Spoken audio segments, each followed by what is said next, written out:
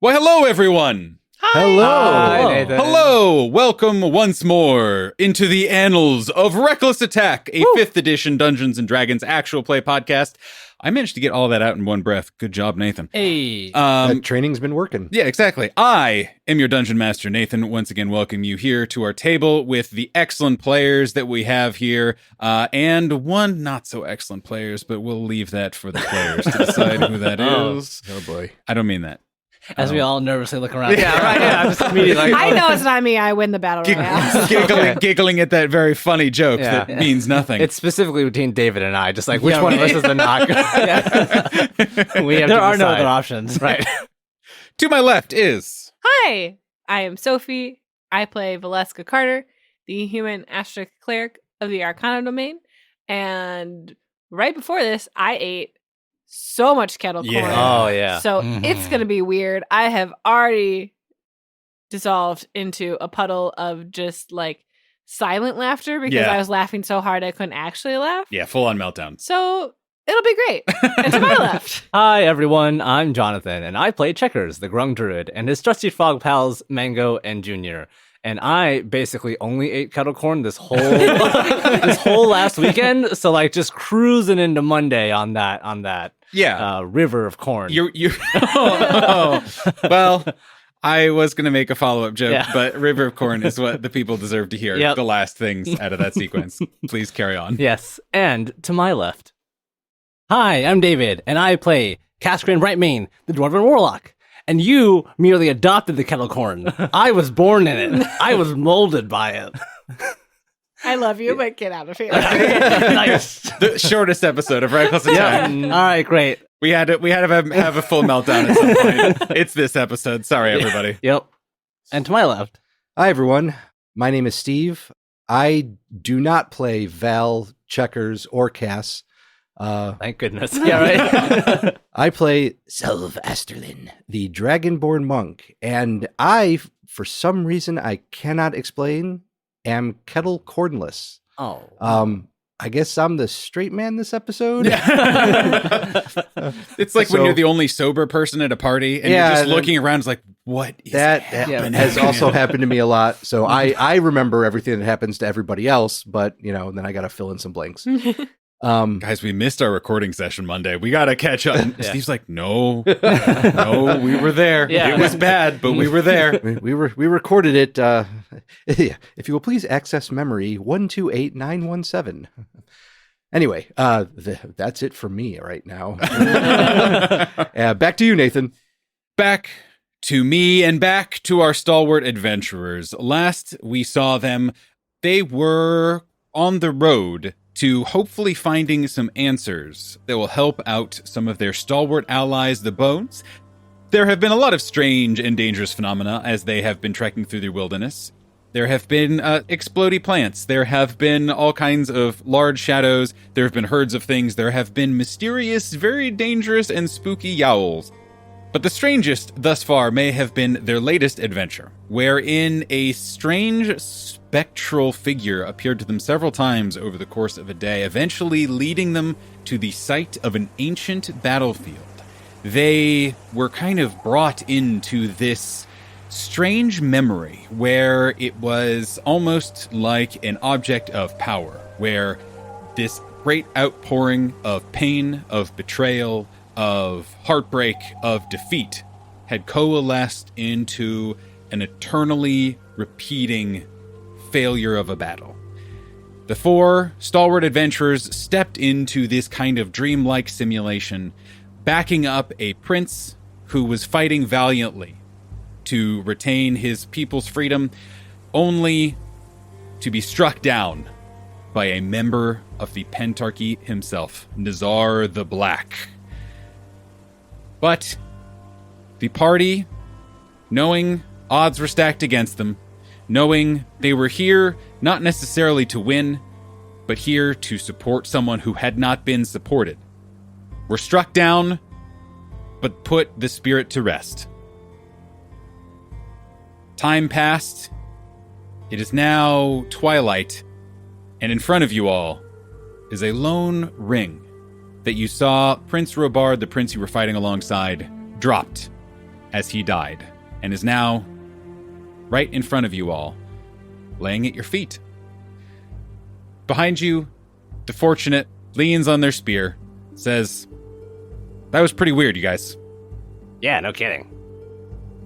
Val will go to pick up the ring, assuming Checkers or Selv, who are probably more dexterous than her, have not already gone. Just a mad scramble. Yeah. Just a football pile up for the magic item. Checkers is like, magic item. if I lick it, you can't have it, right? So it's like, "Bleh." No, you have to pee on it. Yeah. Haha, neither of that would stop Val. Right. That's fair. I do have one question Yes. to level set Selv's mood right now. Yes. Do I remember dying? That's a great question. How it kind of worked, where it is like, sort of like you died in a dream, but not kind of the stress dream, right? Where you are falling out of an airplane and wake up right before you crash, and so you're panicky, whatever. It is as if you experienced it, but didn't. There is no pain. There was no anguish. There was no stress. There was no nothing. And you know intellectually, emotionally, in that moment, in that strange dream, in that vision almost, you died. But there was no feeling of remorse, no feelings of that your life was ending. Instead, you were filled with gratitude. You were filled, with the feelings of whatever echo remained, presumably of Prince Robard, who, in his own way, thanked you for standing with him. In that case, the first thing I'm going to do is pat myself down, check myself for wounds that I knew I had sustained in the dream. Am I wounded at all? You are. But also at the same time, you feel this wellspring of energy. You guys all look down. You are tired. This was a lot, even without having, died. But this feeling of warmth and this feeling of gratitude remains. And this not just gratitude, but of steadfastness, if that makes sense, where you are almost steeled by your experience. Can I add one thing? Absolutely. You can add as many things. Well, you can add one thing. Okay, yes. okay. I just want to add, so in addition to that kind of feeling of warmth, of steadfastness, Checkers is also kind of feeling this awe, because in his quote-unquote last moments, he saw Nazar the Black riding atop his steed, swinging his large slab of a sword around, causing all of this chaos and mayhem, and he saw them just commanding the battlefield and was just like, wow, that guy has a cool hat. He did have a cool hat. The what was it? The Crown of Discord, if I recall correctly. No, it was. I'll look it up. Go ahead. Checkers' eyes in his last moment were fixed upon the Crown of Discord. The Crown of Strife. The Crown of Strife. He was the King of Discord. Okay. Excuse me. May Nazar not strike me down. Yes. So that's how Checkers spent his last few moments. Thinking about hats. Yes. And Kaskrin also spends just a few minutes in reflection, not of just the battle, but also of Nazar specifically, because if my history is correct, Kaskrin was alive when Nazar was also alive, but had not heard of him outside of stories about the Pentarchy or the deeds that he had done or the battles that he had won. Yes. But facing this monster head on is like, oh, holy crap. It's like, that legendary creature made real. They understated. Essentially. So, Val, or whoever is They were all licking too or busy peeing, doing reflecting. whatever. Yeah, staring off in the distance, Yeah. not doing anything. All right, fine. So Val will pick up the ring and turn on her feet into crisscross applesauce to sit down Mm-hmm. and look at it, but then look up to the fortunate. What kind of weird? You guys just kind of like stood there. You kind of shuffled a little bit, stepped forward, and then your eyes kind of went blank for like a couple hours. So that was strange. And how long do we think we were in there? Just a couple minutes? Yeah, it was probably relatively few minutes. I'll turn to the fortunate and just ask, Did any creatures approach while we were out of it? No one approached. There's still those strange sounds, those howls happening every once in a while. We'll probably have to talk about that tonight or tomorrow. Is this a good enough spot to make camp, Yeah, or that should we was my look next for question. another location? Oh, I don't know. What do you think, Checkers? It's as good a spot as any. I agree. And they just kind of like jam their spear into the ground and kind of sit down right where they are. And Cashgrin looks around again, and there's no cover. There's no reason why we should stay here. Just like, and starts pulling out the tent. Yeah, just pushing some earth around. Like, Yeah. I'll make a wall. Yeah. So camp has been set up. There is a fire going. And again, there's not really a lot of great cover anywhere. Like maybe you're lucky to get a copse of trees, that sort of thing, but you're not really seeing anything close by. But as best you guys can, you try to dig in for the evening. You still have that strange aura of dread that always comes from the fortunate, and you still hear a lot of activity in the wilds. And Val, you finally have that moment to look at this.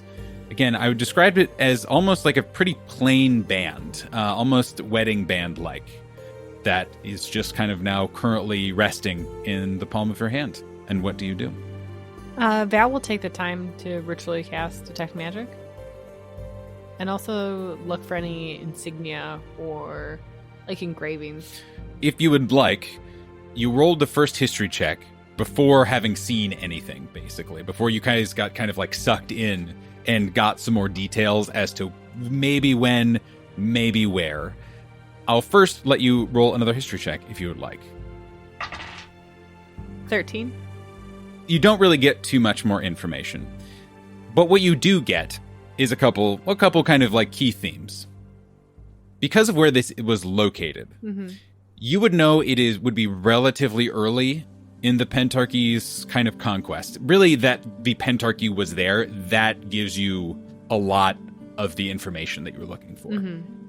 It would have been relatively early, and you would know that probably this was one of the last main conquest points of the Pentarchy, as the Pentarchy was becoming the empire that you all knew it to be. Okay. So as we're kind of settling, Sel will pull out his flute and kind of begin to play a little bit of music, and then just kind of stop and look between Val and Cass and ask, Were there any stories about the rings that Prince Robard wore? As far as I know, there's nothing documented about them. Yeah, and Cashgrin hasn't heard of the name Robard either. Just the other guy. Just the big scary one. Yeah. And speaking of the other guy, Checkers, as the evening is winding down, would go over to Val and just pass her a sheet of paper and go, "Hey, Val, do you happen to know anything about this?"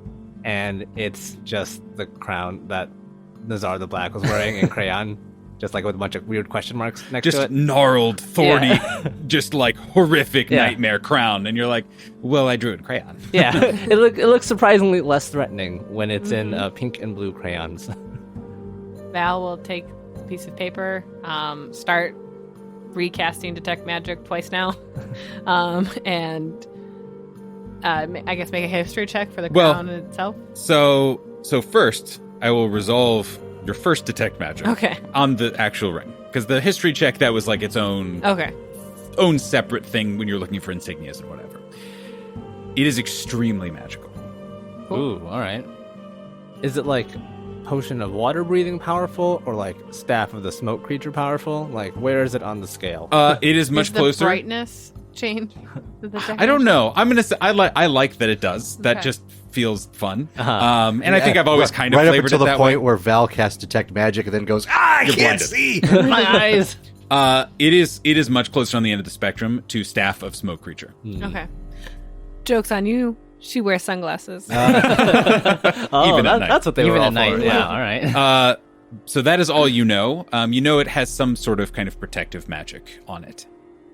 You can also certainly roll that history check on the crown of shit. Now I've strife, and I've said it once wrong, Yeah. and it's forever. I'm gonna fuck it up for 30 episodes. I'm gonna mess it up.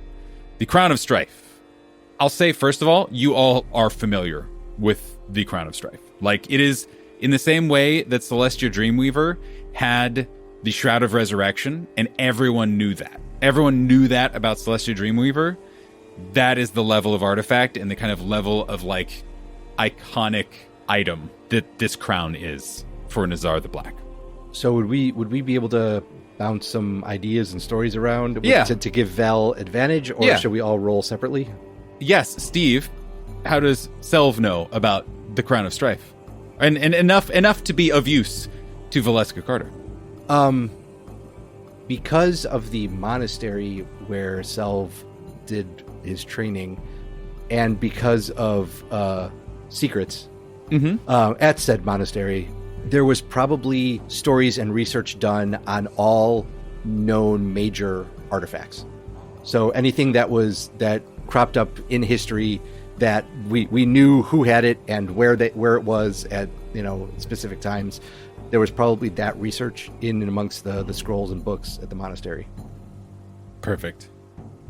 Sophie, make me a history check, please. 25. Oh wow. The Crown of Strife, again, is a signature object of power.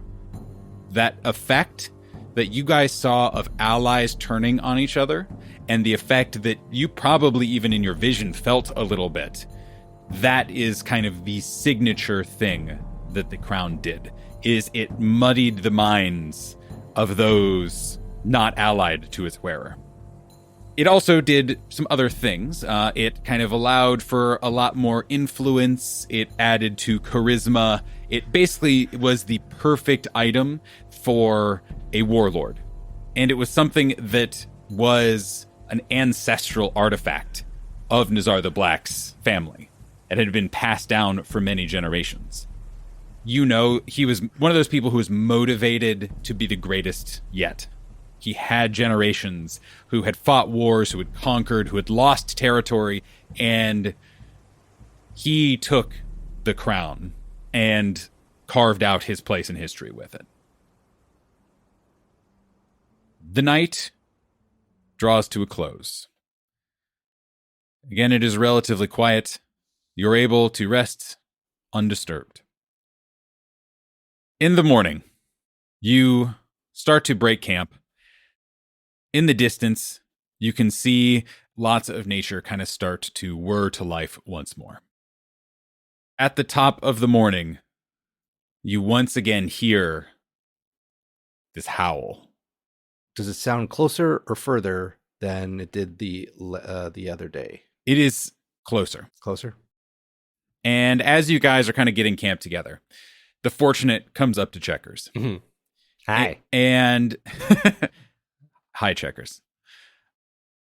The creatures, whatever is out there. Yeah. I don't know for sure. And I'm telling you this or talking to you about this not to keep it a secret from everyone, but because you are also someone who has survived out in the wilds. Right. I'm getting concerned that we may need to do something. I'm not willing to say we're being hunted, but I'd feel a lot more comfortable if we made sure we weren't, if you understand me. So when you say do something, you mean like go out in the middle of the night and hunt them? Or you mean like go climb up a tree and run away? the way I see it, we can just keep going. We haven't been bothered yet. We may go outside of territories. We may just not be interesting. And they're just keeping an eye on us as we walk through. Very possible. I don't know what these are, so I can't say for sure. Mm-hmm. We could try to cover our tracks. Could be easier said than done, depending on what's out there. Or, like you said, we take a detour. And we try to make sure that they're not in a position to keep tracking us. Mm-hmm. But how do I put this? I'm talking to Checkers the survivor, not Checkers the adventurer. If you were being hunted, what do you think we should do? Well, Checkers the adventurer would say, it would be much more dangerous if we left them alone, so we should totally go after them. And I think that's what Checkers the survivor says too. Best not to leave an enemy behind us if we can help it. Has the terrain changed at all since we've left, or has it just been prairie and trees? Kind of closer to Agmar was a lot hillier and a lot more forested. Like there were quite a few more copses of trees and a little bit more obviously at the foothills of a mountain, right? The Emerald Range that Agmar is kind of settled in. And now it is much more prairie. There's still hills, but it's much flatter and it's more rolling hills instead of kind of like steep inclines and that sort of thing. Okay, gotcha. Question about the grass. Yes. Like, what's its tensile strength? In terms of how bendy is it? That and like, is it something where as Val is walking, she could like pull a stalk up? I'll put it this way. Over the course of a couple days, Uh-huh. you would easily be able to find some that you could just pluck up. Because again, this isn't just like fields of wheat, right? It is Right. like tons of different grasses and wildflowers and all that kind of thing. But there's also a lot that are just, you just like yank it and you just like stop, you know? Gotcha. But easily across the course of several days, you'd be able to find a couple things that you could just like yoink up. As we're walking today, Val will learn the grasses that she can easily pull up and start weaving a very large basket. Maybe some flower crowns. So, during the course of the day, pretty early on, you see an old stone ruin of a building in the distance. Doesn't seem like there is much to it. It seems like it is mostly apart, and you don't see anything obvious that would lead you guys to believe that this was a town that had recently been destroyed or something like that. It just seems to be out in the middle of nowhere. Is this destroyed structure? I would like to go investigate. Yeah, me too. I think even though there's two of us, I feel like we're outnumbered. So. Probably right. However, we know we're being followed, so this could be a good defensive position. On the other hand, it was destroyed. As you guys approach, I would like everyone to make a perception check, please. Caskrin with an 8. Checkers with a 20. Jeez. Uh, Well, fine. All right. I don't see anything. Velasco with a 15. Hey. Selv with a 25. Ooh, Yes. rolled a 19 on the Just die. high fives. Yeah. Yeah. Perception buddies. Woo! I'm kind of imagining it as like Val is kind of looking at like, okay, what must this have looked like? Trying to put together like, Sophie's initial thought was Val has that other rubbing from the ruins in the other yeah, forest. true. And she was like, where are like the leftover, not hieroglyphics, but like the writings Yes, and stuff, totally. like the markings. And she's solely focused on like what information can she glean from these ruins, not like anything else happening around her. yes.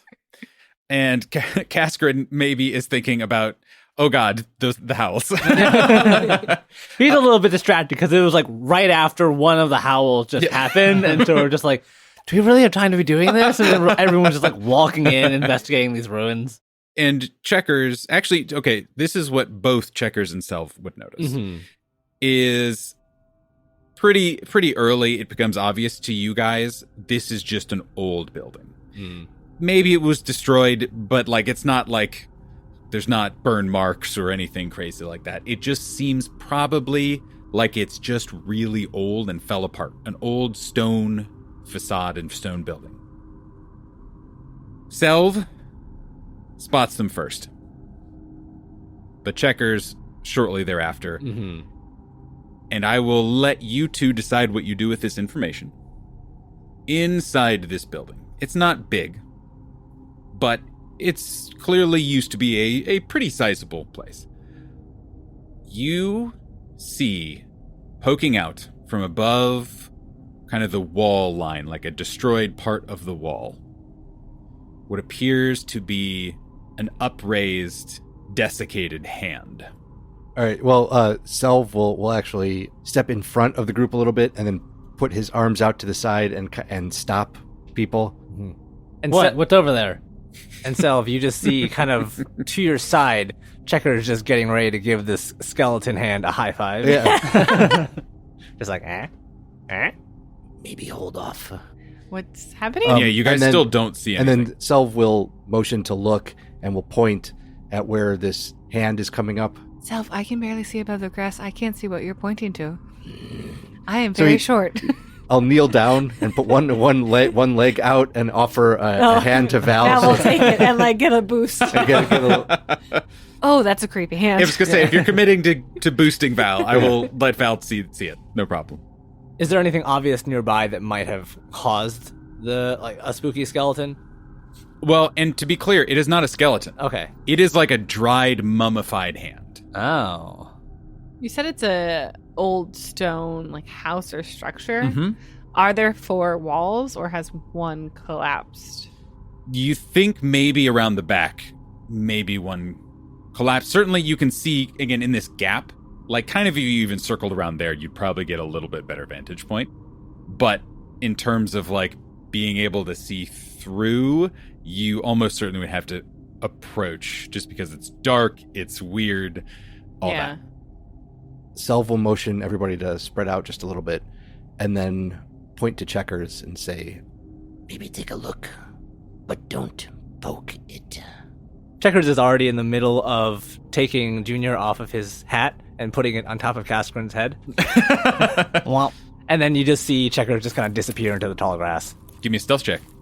I assume the second that happens, Val can't see me. Yep. Unfortunately, you can still see Checkers. Maybe you should have used that guidance thing. Guidance. Too late. Yeah, he's already gone. He's too. Val reaches out a hand and he's just. Yeah, He's already- He's too excited. No, he probably thinks like Checker or Val's gonna like try to grab him. Try to stop him. No, go away. I don't want to. No. And you, Checkers just thinks Val's been playing tag with him for years. but you unfortunately can still see Checkers as he dives into the tall grass with a 7 for stealth. So here's what happens.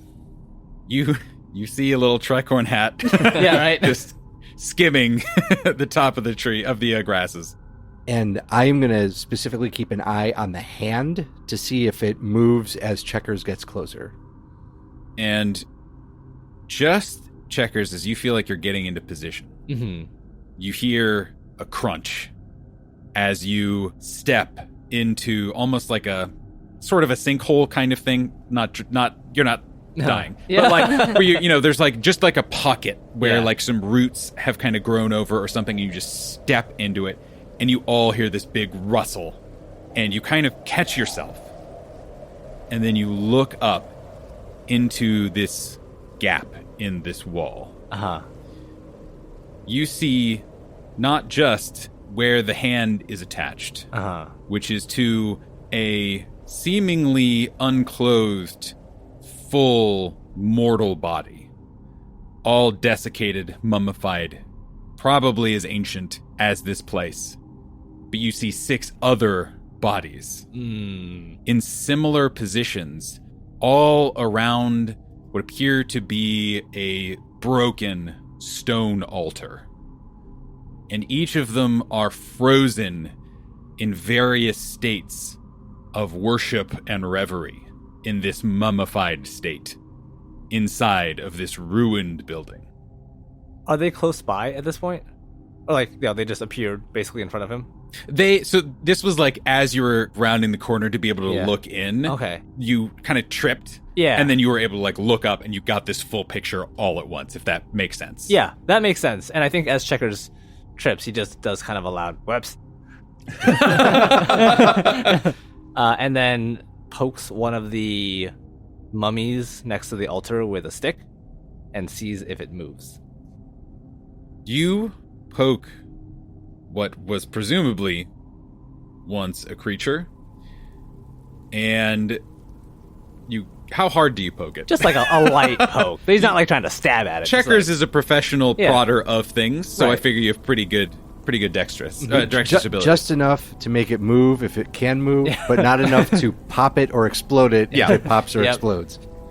You prod the hand, and the finger that you poke just falls off and crumbles a little bit. And there's no further reaction. Yeah, I think Checkers will return at this point and report what he saw. So, there's a bunch of spooky dead people. It looks like they're next to an altar of something. It's a big stone piece. I don't know what it is. But I poked one, and it just kind of crumbled into dust. I would like a closer look. And Casgrin will grimace and say, "I'll keep watch out here. I don't think it's quite safe." Did you see any symbols or anything on whatever they were standing around? I didn't look that closely. Val will go investigate. Being very cautious to look for any like wards or anything on the ground. It is as Checkers described. You look around, and any sort of writing that there may have been has clearly been eroded by the elements and by time. And especially as you're getting closer, you get a real sense that this place is very old and has been here for a very long time. Can Val, like looking around, see any markings, even on the outside of the building, to note who was worshipped here? Roll me a religion check. Go off that. 11. There's no notable signs on it, but you would be familiar with the kind of ancient practice that was saint worship or saint reverence. Your best guess, and you have no idea what it means, who these people were, any of it, is your best guess is that this is at the site of an ancient saintly chapel or church or appropriate spookier word, and that these were worshippers here. Do we have time for Val to cast Detect Magic as a ritual? That is exactly Okay. what I was going to ask. Val will start taking 10 minutes to cast it. And I think as we're examining the place, Checkers would take a closer look at the bodies or the worshippers to see. They're all very old and dead, but were they wearing anything that may have survived? It's notable that they aren't. Whether it is just due to time, they as like their bodies, all that remains is this kind of mummified flesh. And Checkers is going to complete his high five with the spooky mummy. Just like, bam. Turns to dust in your hand. Precisely. Yep. While Val is casting Detect Magic, Selv is going to maybe climb up on some of the rocks to just get a better look around, and specifically in the direction that we heard the howls, and see if we can see anything or hear if they're closer. I'm also keeping an eye out for like the velociraptor grass, right? It's just where they start moving and we see the little something coming towards us. Give me a perception check. Sure. Dirty 20. Not that you can see. Okay. Those sneaky bastards. All right. Well, still gonna keep an eye out. You detect no magic, Val. It is just appears to be a strange sight, a relic from an older time. Val will do a little bit deeper investigation of the altar Mhm. and start like drawing it out and like noting everything that she had to see if she can glean anything else from it. All the while thinking she's a little disappointed. She was looking to find something that she could also take a rubbing from the other Yep. ruin, but right. Oh, yeah. sorry. If Go ahead. further investigation doesn't reveal anything new, she'll kind of just make a note to mark this place in her map when they make camp. You would know, and this is because of your background, you would know that there's a good chance that somewhere in the library, this would be on a map. An ancient map or a map of shrines. But, like, if you're interested in learning more about this place, because you've identified what it is, you might be able to find out more. Selv will also wave a little bit and get Checker's attention. Maybe there's a drawer or something in the altar that will identify what this place was. Ooh, could be. Something hidden. Roll me an investigation check. You're asking for a lot here, Nathan. Oh, I thought Checkers would have been decent at that. No? He's more of a smash and grab kind of guy. Gotcha. Yeah. I poke the altar with a stick. It is an altar. You mean it doesn't alter? You just see Checkers whack. Yeah. Just whack it. Sal, there's nothing here.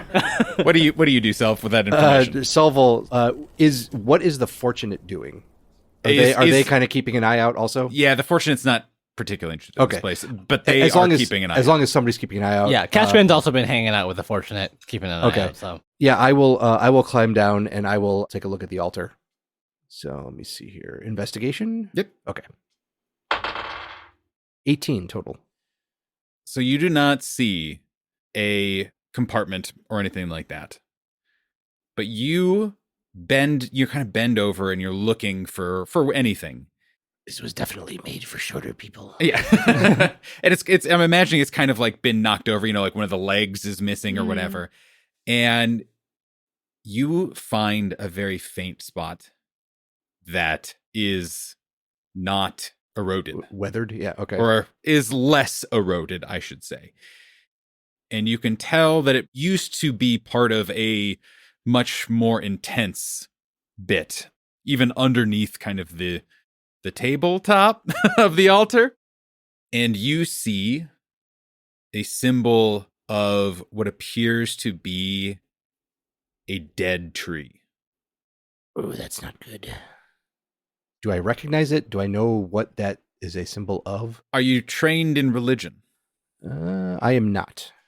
However, I do know somebody. I know a Val. Yes. Hey, Val, take a look at this. Val like dives. What? What did you find?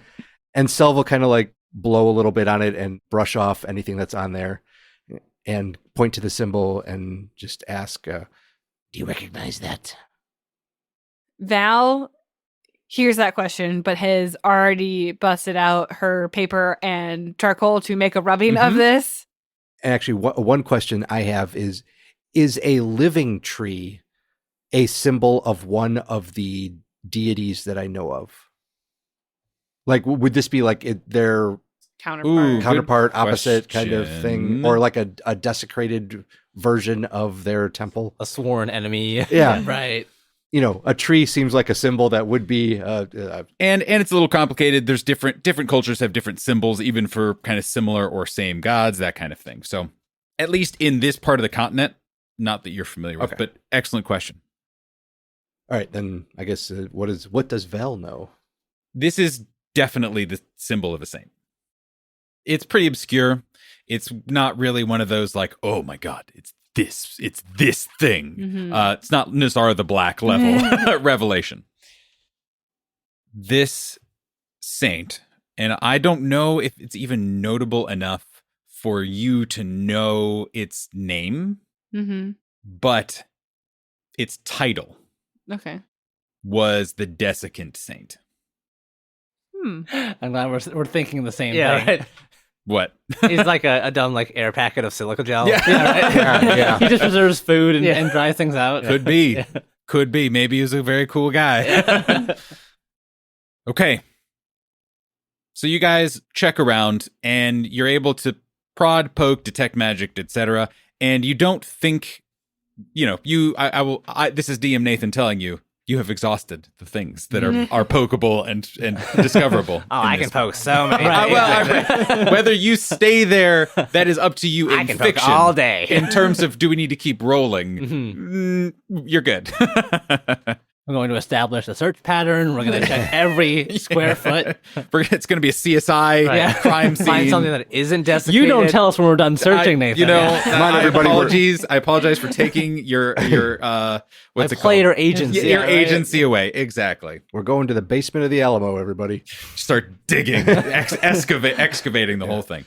We miss our appointment because there's just like now there's like 14 ditches like at all various angles. Yeah, just, Kashkin wasn't interested before, but now we've just got like we've come too far. Yeah, We've come too far. Got to keep going. I don't know if this has come up, but do we know if Val is the type of cleric that would perform any kind of last rites or blessing an area? Val has that ability. I've never really thought of It's Val as not- that kind of person. Yeah, well, neither have I. But I'm just wondering if it has come up before this. Val has not performed any of those in front of the guild. No. Okay. And it's probably like super rare that she would. I'm imagining that's even like a subspecialty of your order, who knows the funeral rites of different cultures and that sort of thing. We're like, you might be familiar with them, Yeah. but like, there's a guy like Mm-hmm. I know them, but like Frank knows Yeah. all of it. Like, goes back centuries, can recite all the holy scripture texts. He's a funeral especially- enthusiast. Yeah, Well, I mean, especially for how large the illustrious Exactly. Atheum was, like everyone has a specialty, and exactly. like Val doesn't have a specialty yet because she decided to join a guild instead. Like that, this was kind of her. She did all of the core requirements. Like she has her high school diploma, and like getting into funeral specialty is like going into college level. Yeah. And she's touring the world. And you have as- to, with you a have to you guild have to declare instead. that stuff early, and then there's a whole bunch of there's a prereqs. pass, Yeah. etc. Yeah. But yeah, so you guys can wrap up your business here Then, with no problem. In that case, Self will kind of stop outside the opening portion of the wall and just kind of gesture over them and just kind of say underneath his breath, Your oaths have been heard. and then turn and is ready to leave whenever everybody else is.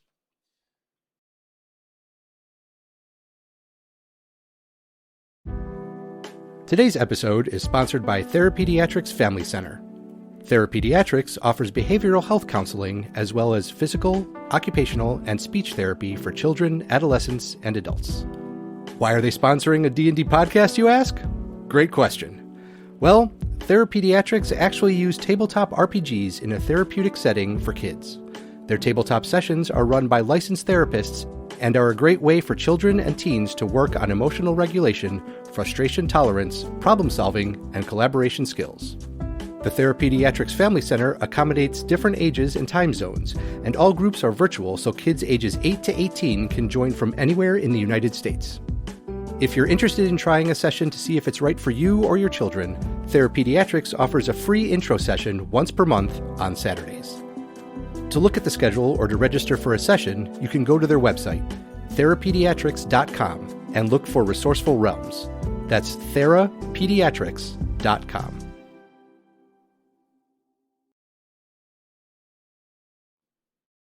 What's another thing you guys see on your day of travel? No. Dear listener, David cursed us all with I'm not going to call it a joke encounter. I have something that I must share. There is a visceral reaction both at the table, and that explains why Sophie yelled at David from across the table. And is once again kettle let corn me melting. explain to you. Let me regale to you the tales of. I'm actually not going to do it. Does anyone else? I have an actual thing. Does real David Yes, have I have a legitimate And not thing, meme David. an idea that I would like to place into the world Please. as canon. That is not a dumb idea. David, please. Carry on.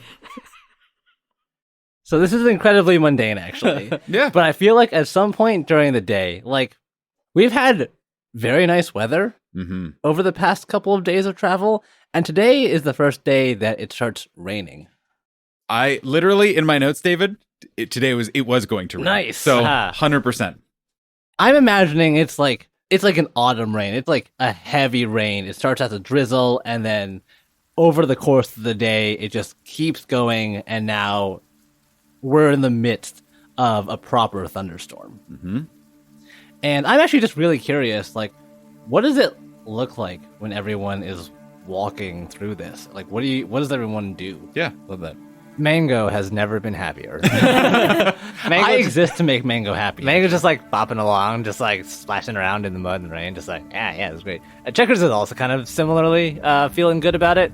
Just like he's got his arms out, just kind of soaking up the rain. Like, this is nice. And he's got like the water barrel open in the back, just collecting rainwater. So Checkers, Mango, and Junior all having a great time just hanging out in this lovely autumn rain.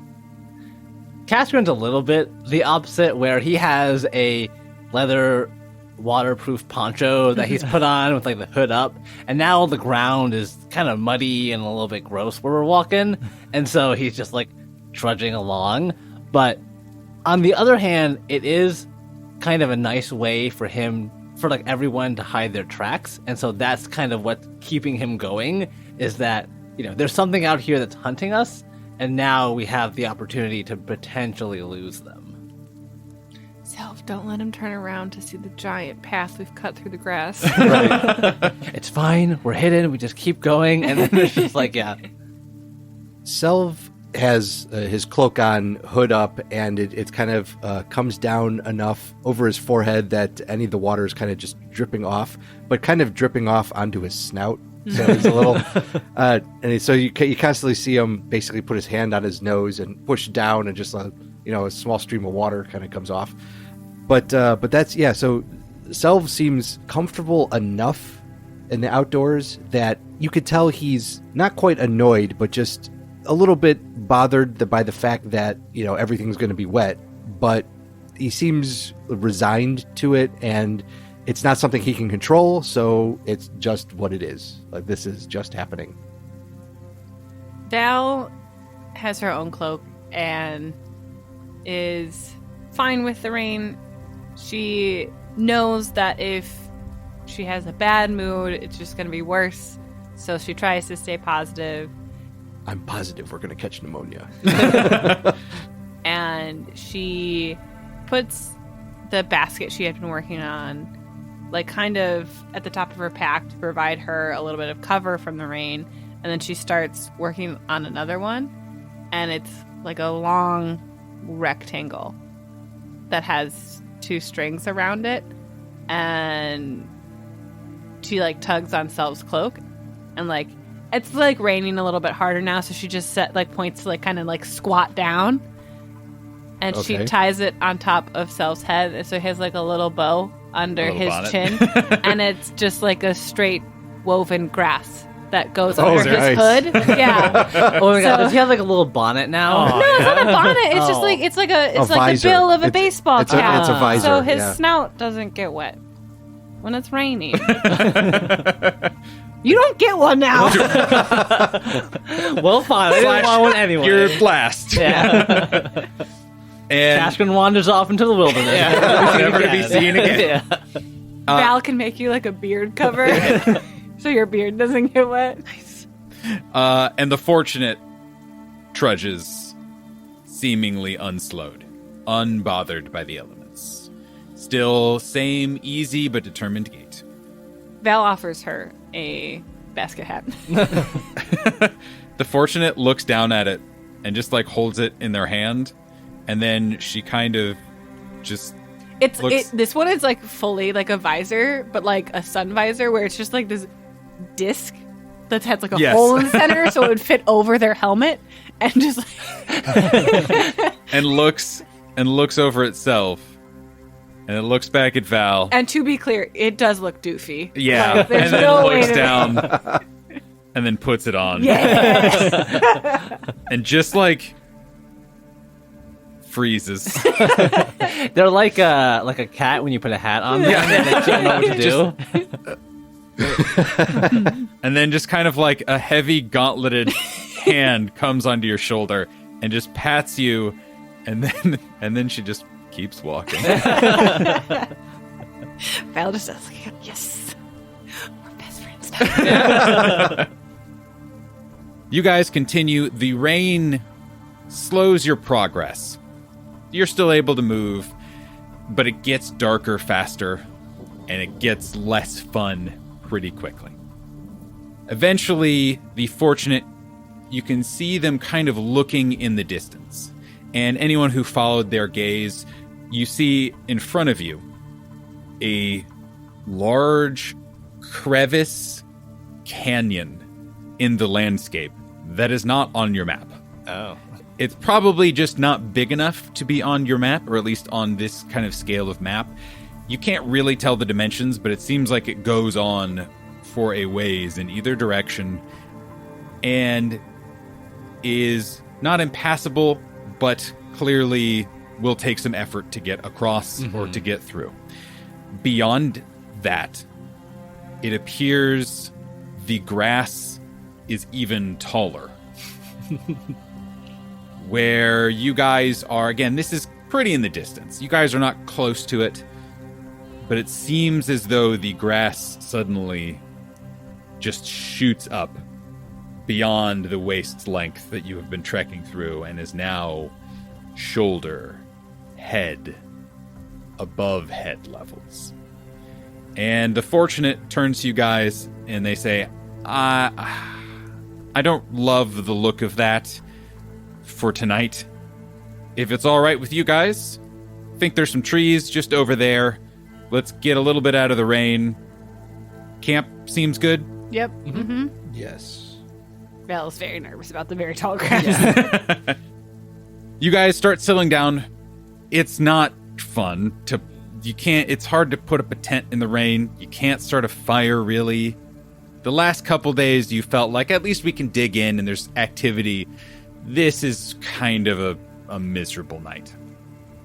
And one thing that Checkers might do this evening, as we've had a long day just trekking through the rain, he's been in pretty high spirits the whole time, but he knows that his companions are not really used to this, so he is going to go over to Salve and just say, hey, Salve. Yes. You want to play some chess?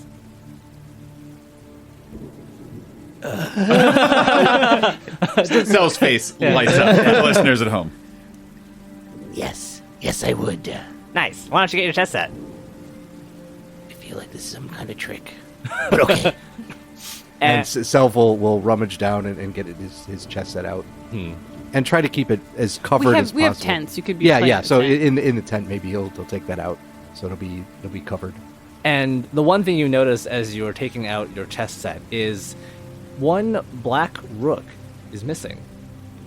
And it has been replaced by a fairly well-carved, sturdy-looking dragonborn with a cool-looking crown in the shape of that kind of like classic Nice. rook piece. And it's immediately recognizable as a little figure of Nazar the Black. And you will also see, Checkers, that one of the knights is not the same as the other ones. It is one that has a spear that is probably twice as long as it should be. Callbacks, baby! Yeah. I guess we play chess. Yeah, and Checkers and Selv just play chess on this miserable rainy night. What is Kaskarin doing? As you guys are settling in, again, it sucks. There's only so much settling you can do. But either with the fortunate or with himself. What are you kind of filling some time with? I like that Val and Cass are sharing a tent because, like, we're the city kids. Yeah, right. Yeah. We are trying so hard to be comfortable, and it's really... Kaskarin is trying to figure out a way to make tea inside of a tent. Selv has control flames. We got this. Oh, you're right. We got this.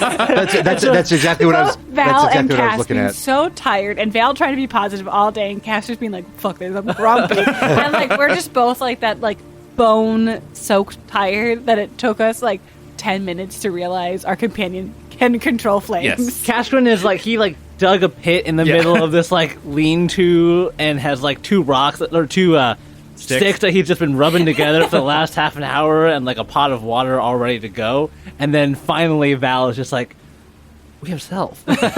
So I was actually just looking at it to see if I can do anything with it. The fire has to exist, so the fire has to be there. I can't conjure the flame, but as long as something is burning, which I assume we can get burning All in right, the Cass, tent. move over. Yeah. Val takes the sticks and like gets something together and like starts like a different stick fire starting way. I think she also might have matches. She has she has like 5 adventures kits. Produce flame, or I don't have know. produce. And something like Cashman that. just like uses stone forming to get these 2 spiky rocks and just like keeps like banging them against each other to generate No, like sparks. she actually even has though like they're a not tinder flint. box. Checkers has a do fire on him. He's ready to throw down. So you guys, like, there's this moment of just like, oh my god, we're so dumb. We're so like, Stealth, get over here. Like, it's shitting out, but it's almost like it's a fun kind of vibe. You know, we're joking around about it, but I'm imagining at least a little of it carries over, you know, kind of to push back a little against the darkness. And the Fortunate, not so interested in tea, but is kind of leaning up against one of the trees that you guys are kind of next to. They have their arms crossed and is just watching you in their sort of only a little transparent way. You're not really sure what they're thinking. And one of you sees them stiffen and like cock their head and start moving their head back and forth as if they're trying to figure out something, trying to identify something, experiencing something strange. You hear their voice kind of ring out from underneath their armor, and they take a step forward, and they say, something,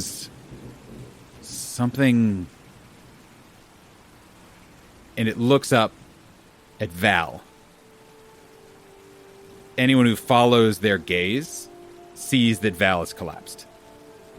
I think Selv will jump to the most obvious course first, and that is check to see if has a fever. It's like, is she hot? Did she just pass out? Because, you know, we've been walking in the rain and all this other stuff, so. And Checkers, seeing that something has gone wrong, kind of jumps away from the chess set that Selv and he have been playing with all night and just immediately switches into action mode. Like, Mango and Checkers just start going into different directions and just start looking around, seeing what's going on. Yeah, it's a cool combination of, like, you guys snap into that's a very cool teamwork idea where, like, some of you are assessing threats, some of you are checking on Val. Like, Selv, I'm imagining you're there with her, and maybe Kashgrin, you're right. He's like rummaging through their bags to find cool. something. And you, Selv, like, kind of holding her up a little bit, trying to feel for fever, and you can tell, you know that thing where you're vividly dreaming, your eyes are closed, but you can tell your eyeballs are still moving. And that is what you see. There's so much activity. Kashgrin, you're ripping out supplies. The Fortunate has kind of stepped over, very slowly started kind of like inching closer to Val, still trying to figure out what's going on. And Selv, you look down at Val's face. She is slack-jawed, unresponsive.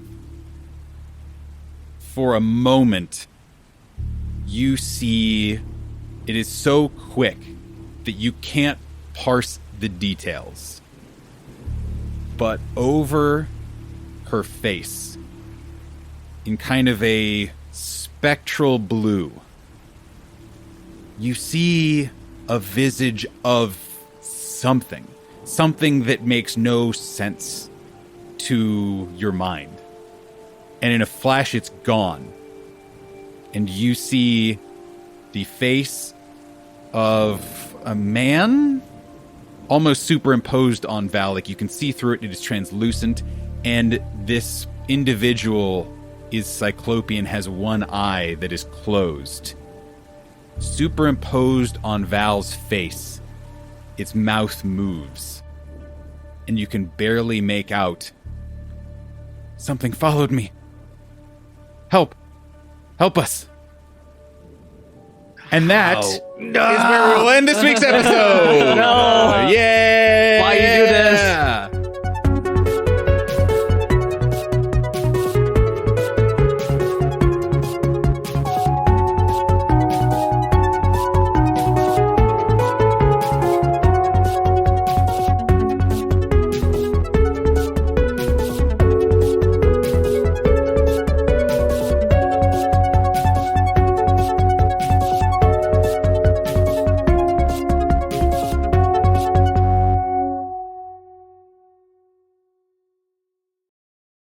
Ooh, I will say one more thing. That tonight is an optional night that if you have a thing where it's like, oh yeah, I thought of this last time of a cool thing we encountered, there will be an opportunity to do so. And if not, we have plenty of other stuff too. So I mean, I have long hyenas to unveil. So. No. Where's the X card? No. Every time you X card, they just get longer. we've called this podcast meeting with you, David, because we have been very clear about our boundaries. HR has received. And Sophie asked us to call this. She's not here right now because we thought that might be a little too vulnerable for her. But you got to cut it out with the long hyenas. Long hyenas don't exist. He can't hurt you. Yeah. Guys, I fucking lost. Oh man! Just imagine Wow. a regular hyena. But like, where is it long though? Is the question. Well, you stretch it. You just copy paste it. Okay. Until it looks like a centipede. I wasn't sure if it was centipede or if it was like a giraffe, or if it's like a slinky dog where the middle is just very long. I thought it was a slinky dog. You know, I leave it to all your bad. I interpretation. prefer a slinky dog. Giraffe. I'll take giraffe though. Yeah. No, hyenas like really have a very short nose.